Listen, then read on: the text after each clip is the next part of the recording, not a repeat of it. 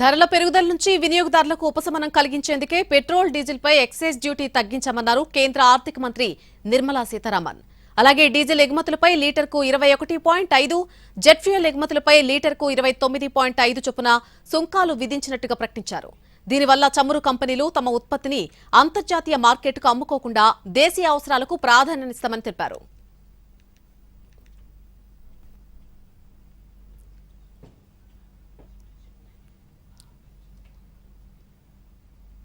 भी ऐसे दुनिया में संकट आता है और उसका प्रभाव भारत के ऊपर पड़ेगा।